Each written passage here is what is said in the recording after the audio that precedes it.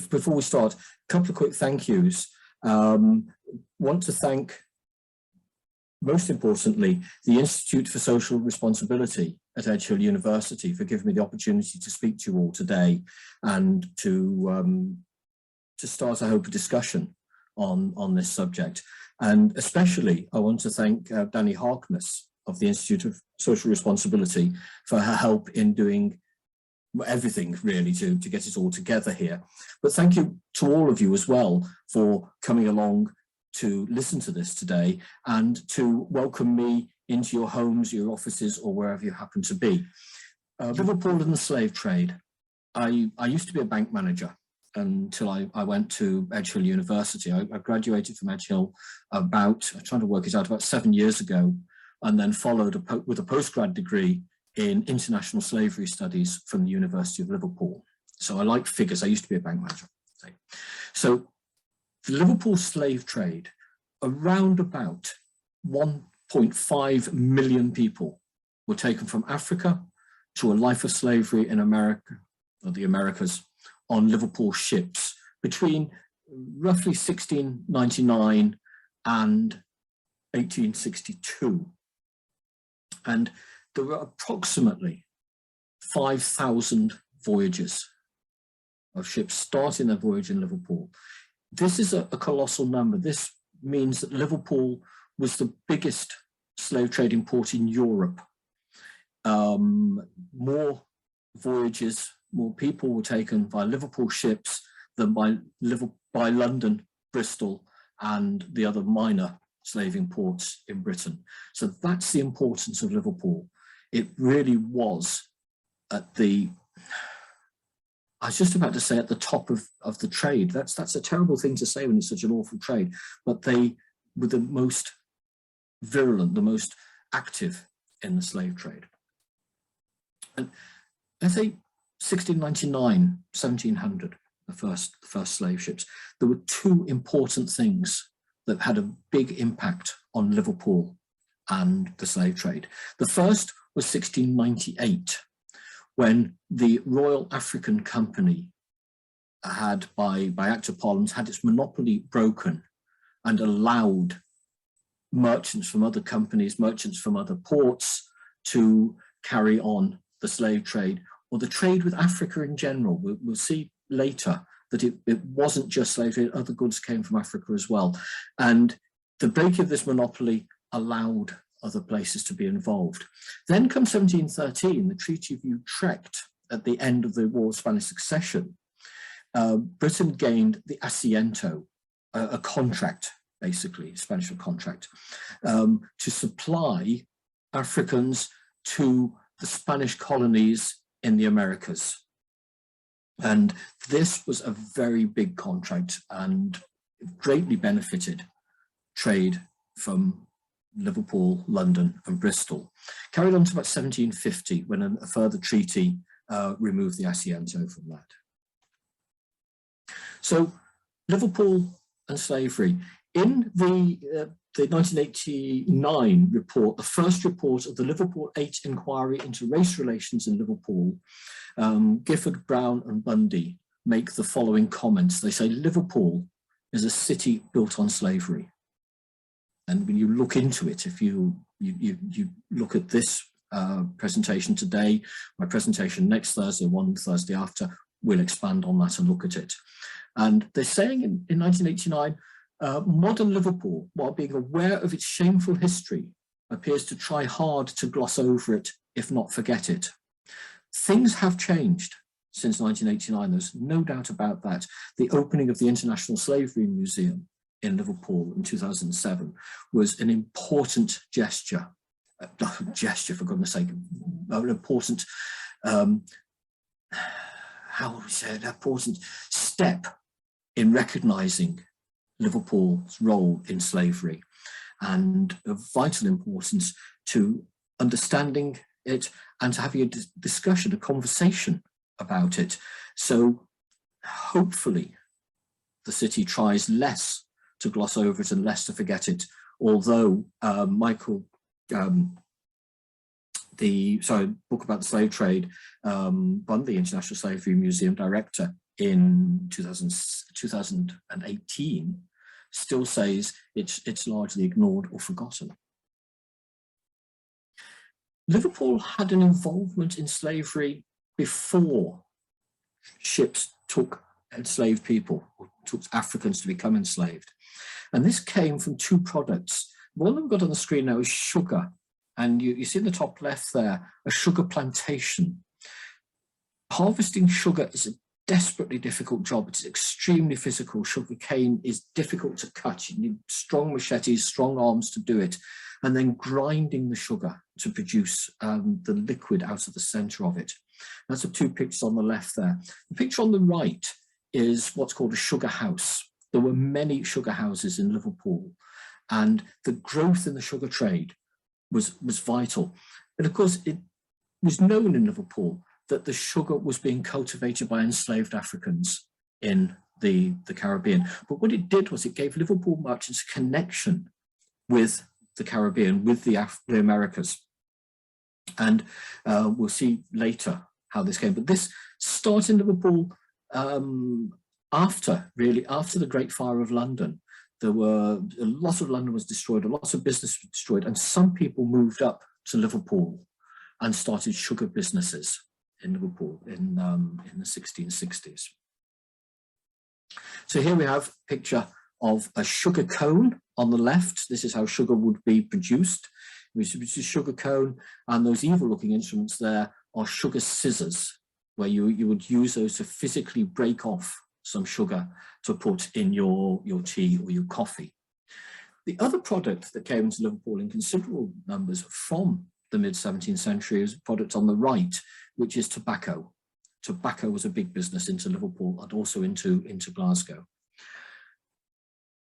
But it's not the only thing. They were not the only things. Over the years, many things that were cultivated by enslaved people were brought into Liverpool. So from the Caribbean, the West Indies, the Americas generally, sugar, rum, coffee, turpentine, mahogany, hides, cocoa beans, tobacco, ginger, rice, indigo, and especially cotton. We'll see that more next week. And coming straight from Africa into Liverpool, elephant's teeth. These were teeth, but they were also elephant's tusks for ivory. Palm oil, still a bone of contention now, and palm oil was coming in to Liverpool for provide various functions at the time. Hardwoods, and of course gold. In Africa, the west coast of Africa was not short of gold, and gold would come to Liverpool from Africa. So all these things coming in, they were all valuable cash crops. Liverpool merchants got a knowledge of them, a knowledge of the Americas and how it was operating, and decided to move into the trade in human beings as a business. And many people involved in it thought of it as nothing more than a business. They closed their eyes, they closed their ears to things. You'd be familiar if there's any of you who are, how do you use the word, slightly more mature, like myself. You might remember at school talk of the slave triangle. It was far more complicated than just a triangle, but this is a representation of it. So goods would go to Africa to trade for people. Now, as I say, there was no shortage of gold, so it was barter goods that went down. We'll look in a little while as what was sent. From there, some goods came straight back to Liverpool. We just talked about that. But mainly people would go to the Americas. And the Americas, you look at the Caribbean islands, the southern and northern states of America once it became independent, to the countries of South America, the countries on the top coast, Guyana, as it is now, and Brazil. And then from the Americas, goods came into Europe, into Liverpool, whale and lumber and furs and Canada, and we talked about the others. They would go, but there was also a market from the Americas, from the American colonies, Americas became after the 1783, into the Caribbean. It was big business, it was trade. Money was made on each leg of this trade. So looking at where people were brought or taken from their homes in Africa to the Americas, this map is at the west coast of Africa that people went to the Americas, or taken to the Americas, forcibly taken to Americas. And the words in red there are the nations of Africa based on the tribal system there at the time, long before the European nations began to scramble for Africa and started renaming it, carving it up and things like this. Ships from Liverpool specifically often went to the Bight of Bonny. It can be seen Old Calabar, Bight of Bonny, it's now Nigeria, and the Bight of Biafra, which is part of what is now Nigeria. If you remember, many, many years ago, a terrible civil war in Nigeria, between Nigeria and Biafra. And they did this because people got to know people. The European sailors would not be collecting Africans themselves. Africans were brought to the coast to supply the needs of the Europeans. And tribes would fight each other, areas would fight each other, prisoners of war would be taken, prisoners in general would be taken and brought to the coast and bargained for, sold to the European slave ships that were in port. Ships would take, depending on where you were going with them, they would take different groups of people. Some would want young men, some would want a mixed cargo of men and women. And this, one of the terrible things, there's many, many terrible things about the slave trade, but on the coast of Africa, people would get split up. Families who had lived peaceful, happy lives together, farming lives perhaps, captured, taken to the coast, they'd never been before, and then families split up there, husbands and wives, children split and taken across. It was common on slave ships to try and mix people from different areas so that they'd have difficulty communicating with each other. They had many languages and would have difficulty communicating with each other. We'll see why shortly. And this is where the ships would go. Ships, it wasn't random. Ships were given very specific instructions as to where people were to be taken and who people to deal with once they got to the Americas. Jamaica was a big source for Liverpool trade on the goods we talked about earlier, but also for taking people from Africa to Jamaica, very big source. But they also went as well to the Indies, les Antilles, and to British Guiana, what became British Guiana is all Guyana now, to various places on there, particularly an area called Demerara. And I'm guessing most of you have seen or bought Demerara sugar, what we might call brown sugar, in the supermarket. And this is where it came from. And this is where it all started from. So I'm thinking that perhaps if you've looked at slavery at all, you may have seen this illustration before. And this is the illustration of the Brooks, a slave ship, showing how Africans were, I don't know, literally packed in to the slave ship. Very little room to move, packed in, and extremely uncomfortable, extremely unpleasant conditions on America. And I put this in because the Brooks is important to Liverpool. We've saying that the Brooks, or the Brook, or the Brooks, or the Bruz, names changed. People writing down, not knowing how to spell something, would write what they thought it was. Built in Liverpool in 1781. And this ship was owned by the Brooks family, the Brooks syndicate. We'll talk a little bit later about syndicates and investors. On this illustration which was used by people seeking to abolish the slave trade, it is shown, the ship is shown carrying 487 people.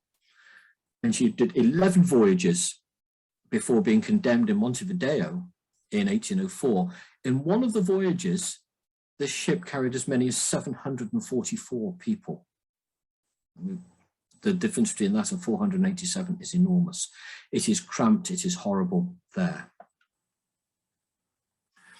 So we've got three images here of slave ships. The one on the left and the one on the top right show how the ship operated. And you've got the hold with barrels of predominantly water, although there'll be wine there, and supplies for the journey. You see on the one on the left there in the hold, there are a number of elephants' tusks there. So as well as exchange for people, trade has been done to buy these elephants' tusks, which will be a cash product when it arrives in Liverpool. Sometimes ships would stay on the African coast for weeks and sometimes even months as they collected sufficient people to be taken across to make it a viable proposition, or they had to wait for men or young men to get the quota for what they wanted. So that the picture in the bottom right is a model that was made for William Wilberforce, which he took to the House of Commons, say so on the cover there. And this is based on the Brooks ship as well, this model that was made. And the diagram of the Brooks, the model of the Brooks, were very influential in persuading MPs to abolish the slave trade. Now, interestingly, the Brooks family have a connection with this building. I'm guessing some of you will know it, but some may not. This is the town hall in Liverpool, the end of Castle Street. And why I say the Brooks were involved in this, in the rebuild, the final rebuild of it in the 1790s, there was a fire as well at the same time, and repairs were carried out. And it was the Brooks family, who were builders as well as slave traders, who carried out the work. So we're looking at the town hall physically built by the profits of slavery. Also in the town hall, 1807 was the year that the slave trade was abolished. And in 1807, every alderman of the town council of Liverpool and every member of the Common Council was directly involved in the slave trade.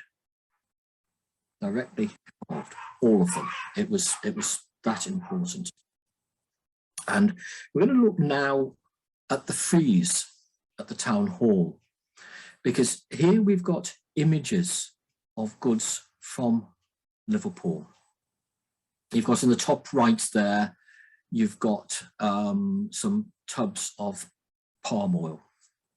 The middle one, we've got it enlarged, the bottom left. Oh, no, sorry, the middle one, various goods coming from the Caribbean. You've got cocoa there and things like that. And the bottom left, you have an African woman portrayed there with, again, goods from Africa, and specifically their elephant's tusks, elephant's teeth. And the bottom right, more goods coming from the West Indies, from the Americas into Liverpool. It was enormously important in the Liverpool economy. You'll have realised I said when the slave trade was abolished in 1807, but my first slide talked about Liverpool slave ships leaving until 1862. And we know this after it became illegal to do the slave trade. Slave ships continued to leave Liverpool in various ways, sometimes carrying a different flag. A Spanish flag was common, or sometimes doing it very surreptitiously with a journey posted as going to, for example, Portugal, and it actually went on to Spain. We know about these voyages, we don't have huge details, but we know because the Royal Navy West Africa Squadron captured several ships from Liverpool, and the last one being the Alegre, with the Spanish flag, captured in 1862, but it had sailed from Liverpool on a slave voyage. 1807 was not the end of the slave trade. Many people, again, people perhaps of my age or even older, will say to you about Liverpool, oh yes, I remember we go to so-and-so and so-and-so when I was a lad, and we saw the chains where enslaved people were kept. Enslaved people did come to Liverpool, but not in any great numbers. There was no point. They were going to the Americas to be sold into slavery, sold into a life of misery and hardship. There was no point in bringing them to Liverpool to move them back to the Americas. But some did come here. Some came and were sold in Liverpool, sold on the steps of the customs house. Or we have an advert here, one column of one page of the newspaper, the Liverpool Mercury, 12th of September 1766. And we've got there in the middle, to be sold at the Exchange Coffee House in Water Streets this day, 11 Negroes imported per the Angola. Now, people coming into here were often young people, boys and girls, and it's horrible to say, but it was something of a fashion statement of having a black servant. The black servant would be dressed in beautiful livery outfit and would carry the handkerchief of the lady of the manor or whatever. And, it was a fashion statement, as appalling as that sounds to us now. Interestingly enough, that column there, you've got, three people mentioned. You've got John Crosby, who's the mayor, and Francis Gildart, who's the town clerk, and George Drinkwater, who is the auctioneer and the broker. And all three of those people were involved in the slave trade. John Crosby to a greater extent than others, because he was one of the owners of the Angola, who had brought those 11 people to Liverpool. The picture on the right is the Merchants' Coffee House, which is the churchyard of St. Nicholas Church at the bottom of Chapel Street, the parish church of Liverpool. The churchyard used to be a lot bigger, and the Merchants' Coffee House was in the churchyard, perhaps where the Strand is now, where the road is now, was there. It looks as if it's very close to George's Dock there. Indeed, this was put up October 2020. It was laid in the churchyard at St. Nicholas to memorialise Bel Abb, an enslaved African, the first recorded black resident of the city, and he's buried there October the 1st, 1717. So he had come very early to Liverpool. To have been buried in the churchyard of St. Nicholas, in the parish church, he must have been christened into the Christian faith. Otherwise, he's not allowed to be buried there. And you can go and see this. This is in the churchyard still, of course. So who in Liverpool was involved in the slave trade? Here's a couple of contemporary comments from the Gentleman's Magazine of 1798. I do know you can all read, incidentally, but I'll just read this out. Almost every man in Liverpool is a merchant. The attractive African meteor has so dazzled their ideas that almost every order of people is interested in a Guinea cargo. The slave trade was euphemistically referred to as the Guinea trade, often, and the West Africa trade, to avoid having to use the word slave. And here, Matthews, the Complete Guide and Bristol Directory for the years 1793 to 4 says a lot about Liverpool. While the people of Liverpool, in their indiscriminate rage for commerce and for getting money at all events, have nearly engrossed the trade being the trade in Africans from their homes in Africa to a lifetime of slavery in the Americas.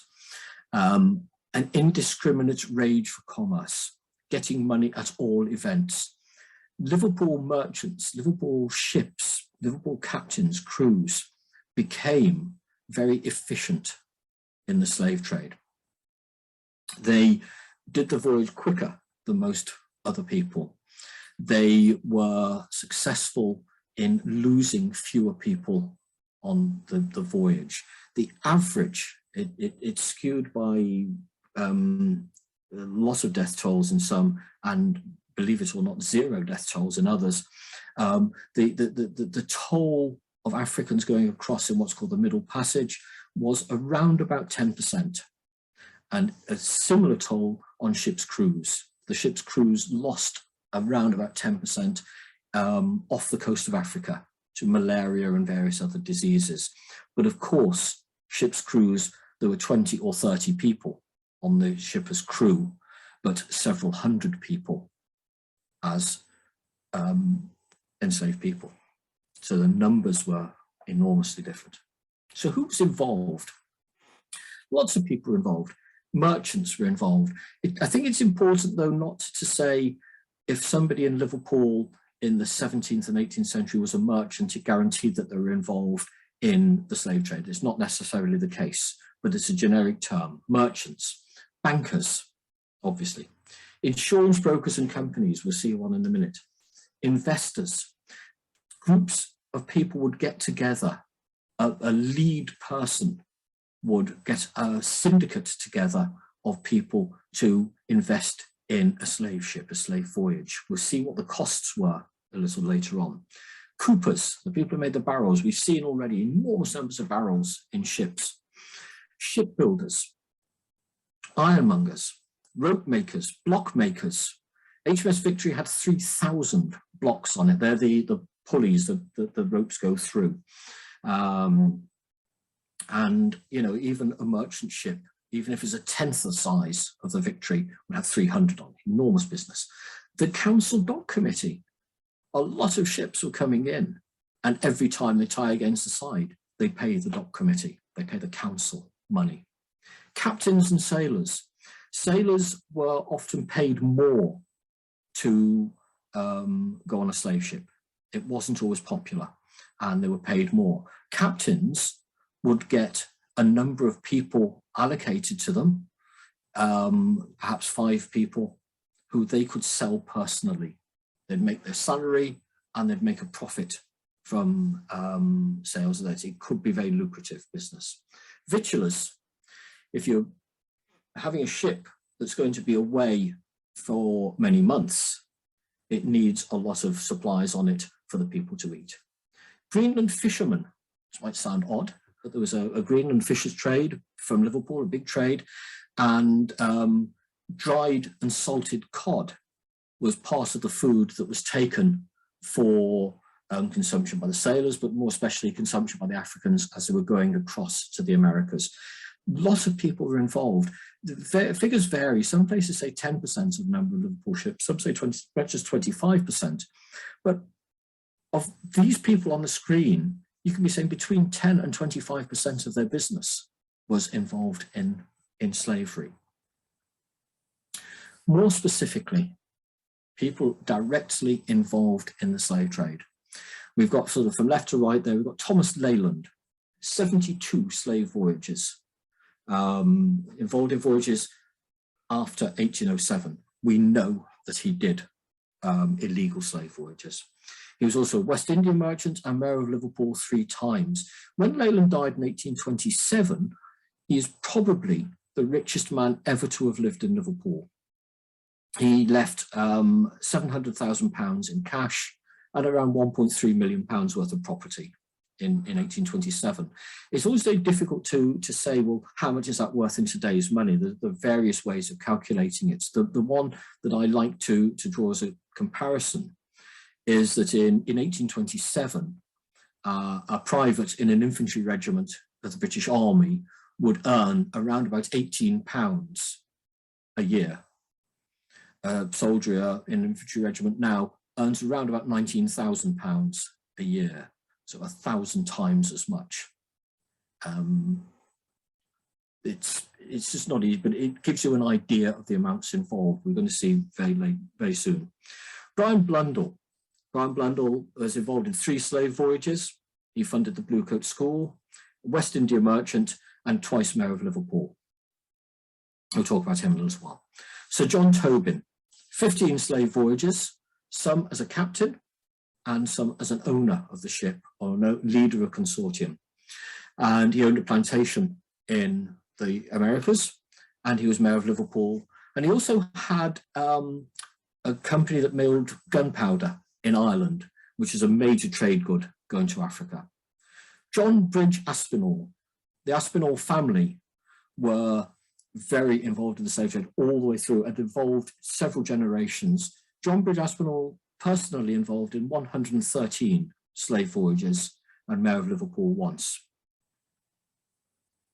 If 113 seemed a lot, this chap George Case was involved in 146 slave voyages. 146, wait till you see the figures. Samuel Staniforth there, involved in 13 slave voyages. Sir Foster Cunliffe, 6, and John Tarleton, 43 slave voyages. The Tarleton family were very active in the slave trade and often in partnership with the Backhouse family in Liverpool. Some people lost everything in a slave voyage. They would have, I think the expression is, bet their shirt on it. They'll have put every last penny they had into a slave voyage, and for one reason or 20, it wasn't successful. There was a privateering business. The French and the Spanish would capture British ships and hold them to ransom, or simply take the Africans off them and sell them themselves. And some people did lose all their money. There are other people, this is an interesting thing here. Robert Scott and George Green, their signatures at the bottom right of this form, each undertake one slave voyage. And that is that form. Now, I'm part of my own personal collection. And what they did, they used the profit from their slave voyages, and they gave a bond to the New Fire Office Company in 1784 for £400. Soldier earning £18 a year, £400, a lot of money. And this was a bond to enable them to be brokers for that insurance company, so that they could become insurance brokers and make money out of it. And they needed to lodge money with them in case they collected premiums and didn't pay them over. So it's an example of how doing a slave voyage enabled them to go into another business. And I'm guessing, in fact, I know, make a lot of money out of it. They were still trading in the early 1800s.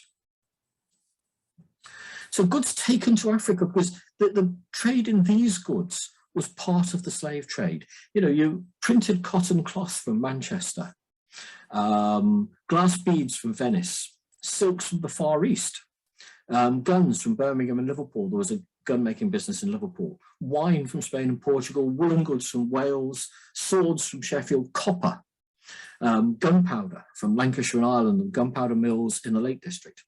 Cowrie shells from the Indian Ocean, sugar and rum from the Caribbean. There's an irony there that goods produced by enslaved people were used to buy more people. And pots and pans from Birmingham and Lancashire. All the people involved in all these various trades, either as merchants or as producers, developers, manufacturers of goods, were involved in the slave trade. Maybe not directly, or maybe they could close their eyes to what they were doing. But if you were producing guns in Liverpool, muskets, pistols, and you were selling them to certain people, you knew where they were going. You knew these people. Just an example here, these are from my own collection. If we're meeting face to face, I'd be able to hand these around for you to see. A £2 coin on the right there to give an idea of size. Cowrie shells are fairly obvious there from the Indian Ocean. Glass beads from Venice, beautifully coloured and what have you there. And the item on the top right there is called a manila, which is Portuguese for bracelet. As you see by the size of it against a £2 coin, it's nowhere near big enough to go around a wrist. Even a child's wrist, or even a baby's wrist, it probably wouldn't. But this is how copper was taken to Africa from Liverpool. It was made into these manilas. It was sometimes described in cargo manifests as copper nails. But as you can see, it's absolutely inappropriate for it to be. But copper manilas were various sizes, and they had a value, a known value in Africa. So let's look at a particularly successful, astonishingly successful voyage. This was the Enterprise. 20th of July, 1803, it left Liverpool and returned to Liverpool April 1804. This was a quick voyage. Voyages of a year or 18 months were not unknown. And this is a quick one. So we watched, I don't know, 8 or 9 months there. The ship was owned by Thomas Leyland, just saw him before, Thomas Molyneux, who started as a captain for Leyland and became a business partner and is involved in lots of things with Leyland, and Richard Bullin. Richard Bullin was Thomas Leyland's nephew. Thomas Leyland didn't have any children, but his sister's children, his nephews, were involved in the business. We'll see again more later. The captain is Caesar Lawson. So to outfit the ship, it cost £8,148, 18 shillings and 8pence. That was to build the ship and to fit it to go to Africa. There was special construction needed. The cost of the trade goods, you will see, was even more than the cost of the ship. £8,896. So those three people between them had shelled out £17,000, eye-watering amount, to send a ship to Africa. You can imagine the profits they're going to make. You don't have to imagine them, they're here. The ship took 412 Igbo people, a particular nation in Africa. 19 of them died on the voyage, and there was one girl who couldn't be sold because she suffered from fits. I absolutely dread to think what happened to that poor child. You know, they couldn't sell her. She became worthless to the merchants. What happened? I have no idea. It's not recorded. But I'm sure you can imagine. The profit from the voyage was £24,400, of which Thomas Leyland got 50%, 25% to Molyneux, and 25% to his nephew, Bullin. Colossal sum of money. The ship, on its way back, it had what's called a letter of marque, which allowed it to act as a privateer and attack ships that Britain was at war with. It captured a French merchant ship, which brought into Liverpool and was sold, the ship and the cargo sold for about £3,000, and Leyland gave that money to the crew. He'd already made £24,000, or made £12,000, and he gave that £3,000 to the crew of the ship. A particularly desperate item, which some of you may have heard of, Turner's painting here, the slave ship, and it's showing people in the water. The Zong Massacre. The Zong was a Liverpool ship, and in 1781, due to various errors, it missed, navigational errors, it missed the port it was going to, and they started to run out of water.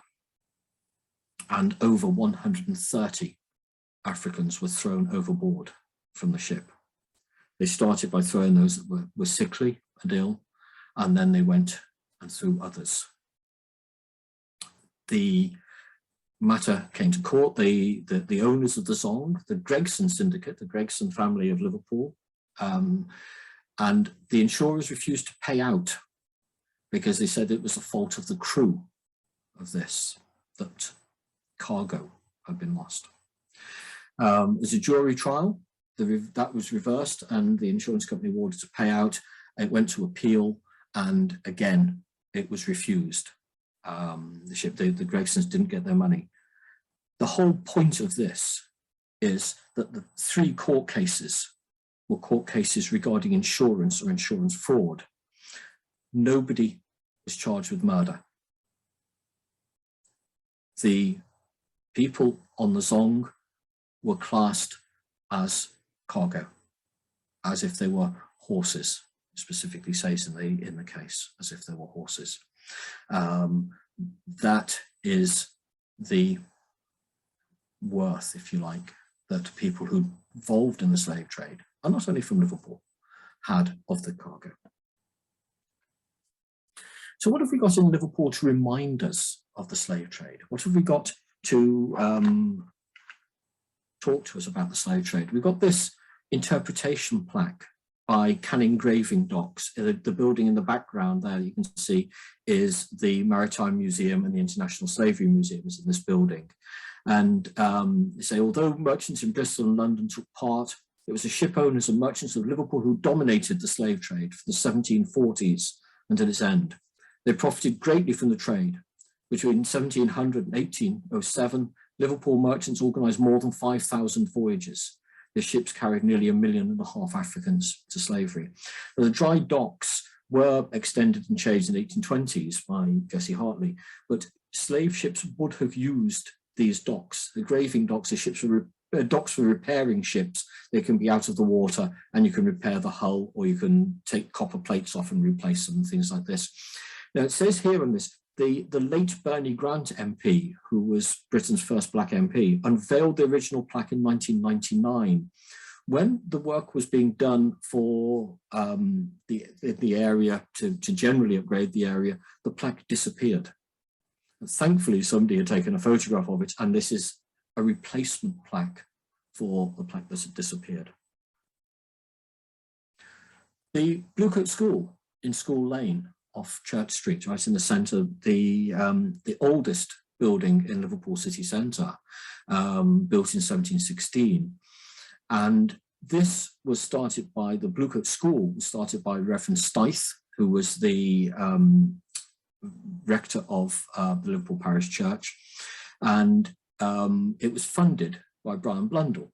We saw Brian Blundell before, did 3 slave voyages. Also, Blundell family very involved in the West India trade.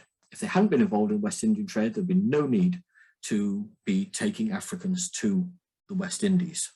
So, you know, they're directly involved in this. And various slave traders were involved in funding and assisting to fund the Bluecoat School, which was for orphans over the years. The Bluecoats have addressed this very well, and they're talking about it. The Bluecoat School still exists today, and it has taken them until last year, the end of last year, to think about and to start renaming the houses within the school. And there was a Blundell House, and names are being replaced by people who were heads of the school instead of people who were involved in the slave trade.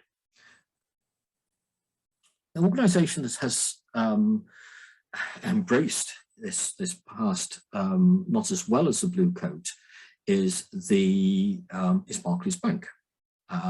This is the former Haywards Bank, and it's in Brunswick Street, off Castle Street, opposite the front of the Bank of England, the old Bank of England premises there.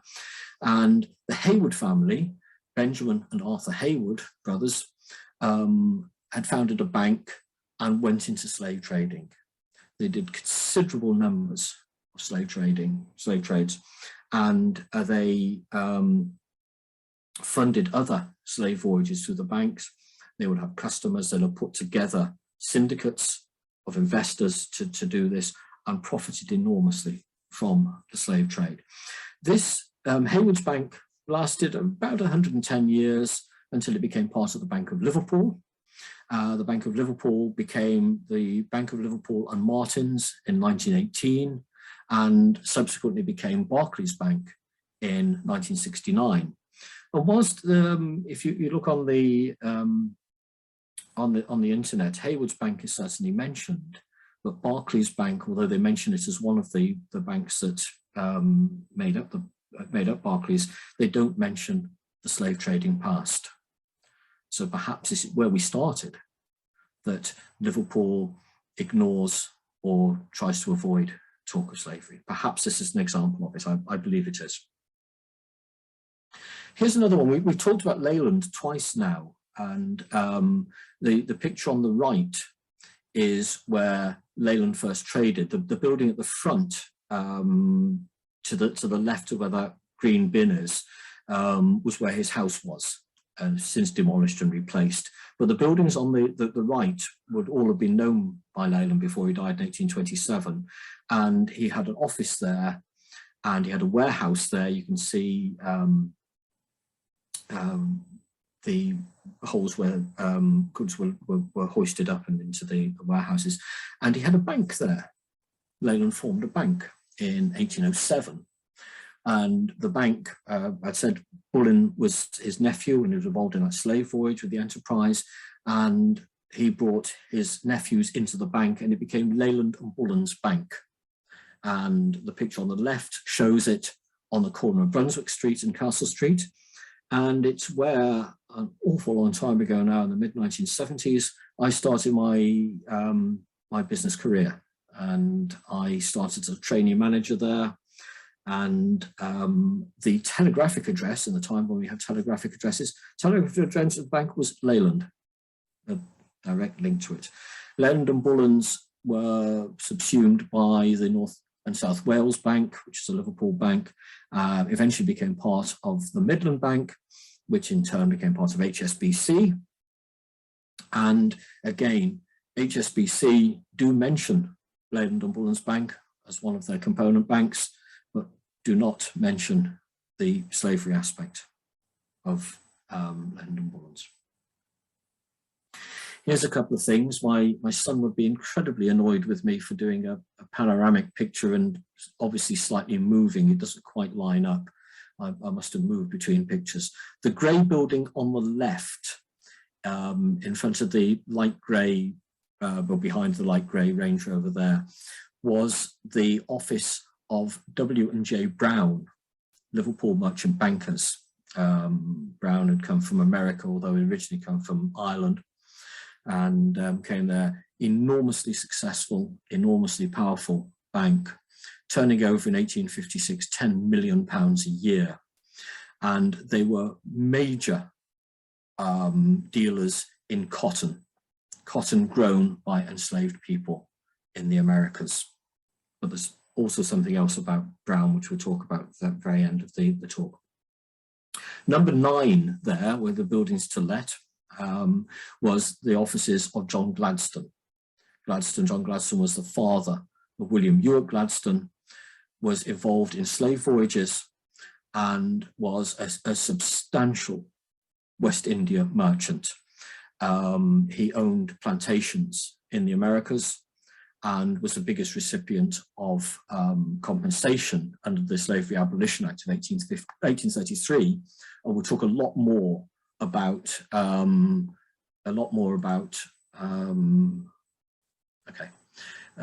Leyland. Sorry, a lot more about Gladstone next week. Some of these files are awfully big, I'm afraid, so it might take a time to across. Street names in Liverpool. Liverpool City Council have voted unanimously to add interpretation boards to street names connected with slavery. And they've been stymied by the problems of COVID and the pandemic and the pressures on the council, but it will happen, we know it will happen. One of the ones I'll be adding to is Sir Thomas Street, which is in the city centre off Dale Street, runs between Dale Street and Victoria Street, if you know Liverpool. Sir Thomas Johnson is who it's named after. And Sir Thomas Johnson was perhaps the founder of Liverpool. He was MP and he was mayor of Liverpool. He was the person who split Liverpool into 2 parishes. The parish church of Liverpool was in Walton, and Walton was a whole thing. Walton's mentioned in the Doomsday Book, Liverpool isn't. He started a parish church in Liverpool. But more importantly, he funded and arranged and was the powerhouse behind the old dock, the world's first enclosed commercial dock, which started in 1709, opened in 1715. But Sir Thomas was a sugar trader and a tobacco trader. He also ripped off the British government to the tune of £7,500 in unpaid duty, and was forced to leave as an MP and went as collector of customs in Virginia. You know, sort of poacher turned gamekeeper, or gamekeeper turned poacher, I'm not sure which. Thomas Johnson. There are many other streets, very many other streets. I've published a book on it, The Slave Streets of Liverpool, identifying around about 100 in Liverpool and 5 on the Wirral. These are just a few here. Bold Street. If you're familiar with Liverpool, you'll know all these streets, I'm guessing. Bold Street. Jonas Bold was a slave trader. He was a sugar boiler, so he was involved in that sort of trade. Cleveland Square, slave trader. The Earl family. The Earl family were involved in shipping tens of thousands of people, 3 generations of the Earl family. This is off Old Hall Street. Colquitt Street, the Colquitt family were involved as slave traders. John Hardman, Sir John Hardman, street heading up towards John Moores University, University of Liverpool, passed by thousands of students a day. Hardman was involved in the slave trade. He was MP for Liverpool for many years. Faulkner Street, Faulkner Square. Sir Edward Faulkner was the collector of taxes for Lancashire. Liverpool was, of course, in Lancashire, and was a slave trader, involved in the slave trade. The Goree, you might not even notice, you might not even realise where this is, but it is a section of the Strand, the road that runs alongside the river. And a section of the Strand by the back of the Cunard building where the tunnel ventilation shaft is. Goree was an island off Senegal and a place that Africans were taken to by slave factors to be collected by Europeans to be taken to America. So there were a section of warehouses there called the Goree warehouses, which were demolished after the Second World War, but the name Goree or the Goree remains. Say there are plenty of them and plenty of stories. I mentioned Sir William Brown, the picture of the grey building in Union Court off Castle Street there. Statue of him erected in his lifetime. St George's Hall is the only person who's had a statue erected during their lifetime. He paid for the library and the museum of Liverpool, and in the street that now bears his name, William Brown Street. He was involved in one slave voyage with Thomas Leyland, and the company history of Brown Shipley, the company that he formed, says that it was while Thomas Leyland was mayor of Liverpool, and Leyland was mayor 3 times. It must have been in either 1814 to 1815 or 1820 to 21. I suspect the earlier one, 14 to 15. And Brown was involved not only in the slave voyage, was an illegal slave voyage. And I'm going to be, I think, talking to the City Council about getting an interpretation plaque on this. In a similar way, this is a memorial that was put up in 2009 in Liverpool. It's in the ferry ticket office at the pier head. And it is a memorial to John Newton. John Newton, famous for writing the hymn, Amazing Grace. And he also wrote the hymn, Glorious Things of Thee Are Spoken. He became a minister in the Anglican Church. Now, John Newton's only connection with Liverpool were that he was a captain on 3 slave voyages. When I said that there were voyages that no Africans died on, one of his voyages was one on which no Africans died. And he speaks proudly of walking through the exchange and being congratulated for that voyage. He also says in his memoirs that the slave trade was an honourable enterprise and a very profitable one. So he was a captain on 3 voyages and some sort of a seizure, perhaps a stroke or something like that. He was an investor in a 4th voyage with his pal John Manstey, and then worked for a short time for the customs in Liverpool. His connection with Liverpool was purely slavery. Yes, he became a minister. Yes, he wrote a pamphlet talking about evils of slave trade. But this was 30 years later, not when he was in Liverpool. I'm slightly concerned about this more because it does glorify Newton. You can see the triangular slave trade represented there. You've got the top right, Europe, the bottom left, bottom right, Africa, and the left-hand side, the Americas with that oval disc representing the Atlantic Ocean. So leave the last word, or almost the last word, to Carol Phillips, writer from St. Kitts, who wrote a book, The Black Atlantic. It is disquieting, difficult word, to be in a place where history is so physically present, yet so glaringly absent from people's consciousness. But where is it any different? Maybe this is the modern condition, and Liverpool is merely acting out this reality with an honest figure. Words written in 2002, again, before the International Slavery Museum started. So an argument that says that things have moved on a long way since then. I hope so. I'm not sure. I'm not sure, though. The image on the right is in the doorway to Martin's Bank buildings in Water Street, next to the town hall. Martin's Bank, if you remember, was Liverpool, Bank of Liverpool merged split in 1918, and it shows from the top. I've cut it off slightly. There's a grasshopper there, which is the sign of Martin's Bank. Below that, you have two dolphins, two fish, showing the importance of the sea to Liverpool. And the character there with the beard is Neptune, the god of the sea, to represent Liverpool and its importance. He has webbed fingers, you'll see there. And included there are two African boys, two African children, holding bags of money and carrying equipment, instruments to do with the sea. This carving was done by a chap called Tyson Smith in Liverpool in the 1920s, when Martin's Bank building was built and open. No explanation is offered, not at all, as to the thought process behind it. It's there, and again, I believe it needs some sort of explanation. That, you know, Martin's Bank in the 1920s did not think it was wrong to represent the wealth of Liverpool, the bags of gold, being brought, being won, being fought over by Africans. And there we have it.